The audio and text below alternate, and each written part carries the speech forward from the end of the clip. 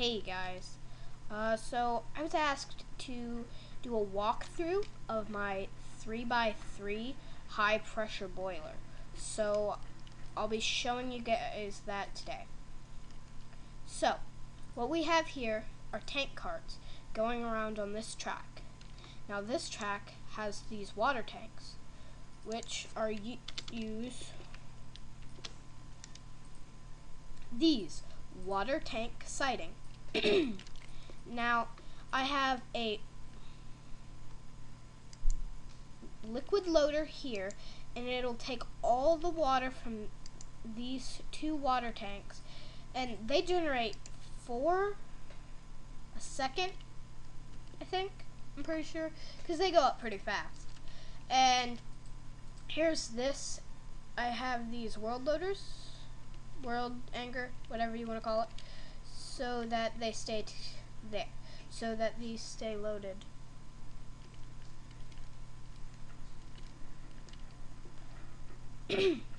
And it takes this is how you build one. You do a 3x3 of the tank siding, another 3x3 with one missing in the middle, and then another 3x3 on the top. And then you pretty much squish them together into this, which is 3 high. So it's basically 3x3x3, but I just did this so that you can see each individual layer for better explanations.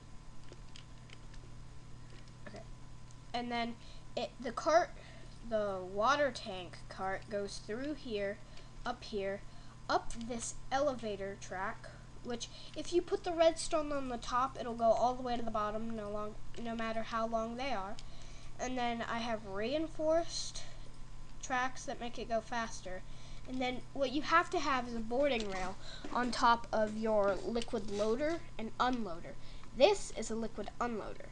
Now, with the boarding tracks, they have a little arrow, and you don't need to power them, because once it's done putting the water in the tank, hold on, I'll show you what it looks like. Because when it's done putting water in the tank, it'll send it a redstone signal, and it'll go on its way.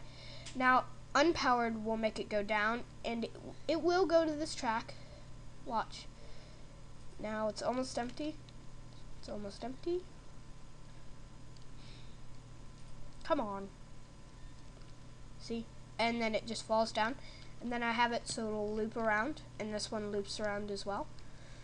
Now, you might be wondering how I built this iron tank. Well, over here, it's the same kind of diagram as that one.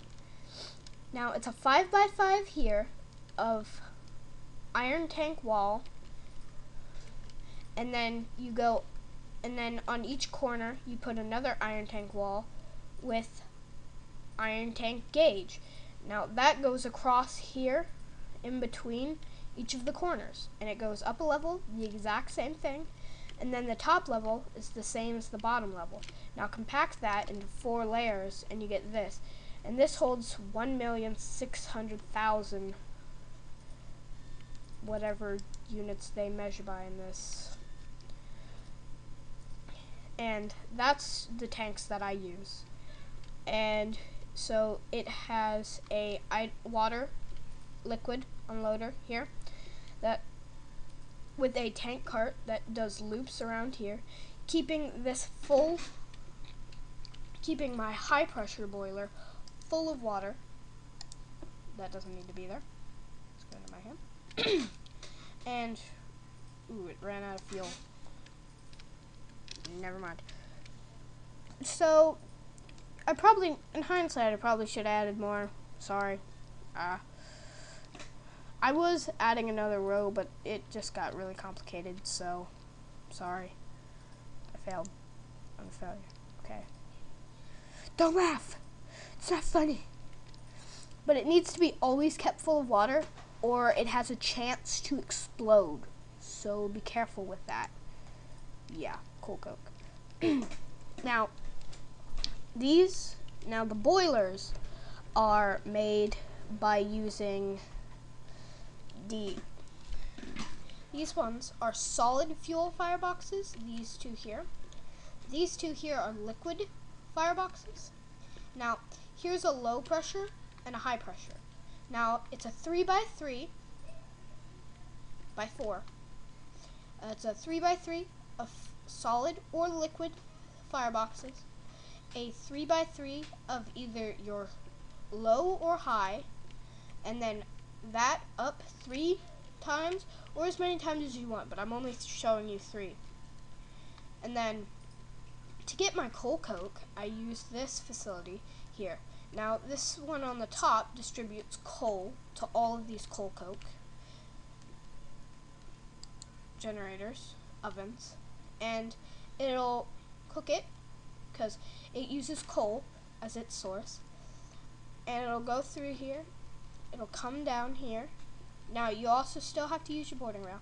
Now down here I used a boarding rail. Now I pointed the arrow so that it'll shoot it off this way. And I used unpowered elevator tracks to make it go down. Now here's where you drop off your coal, and it'll go into this cart and it'll go all around. Now this one,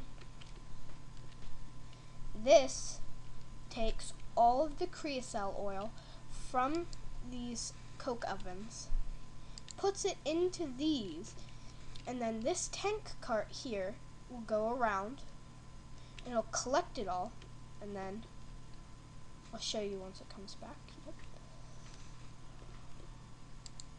It's filled it that much already, so. Now, the differences between the low pressure and the high pressure are that the low pressure takes less fuel, but it produces less steam. Now, the high pressure takes more steam, or takes more fuel, but it makes a lot more steam. So you then need these turbine rotor, which are used by putting, just show you, steam turbine housing in a 2x3. Here's what it looks like, but this is how you build it. You do a 2x3x2,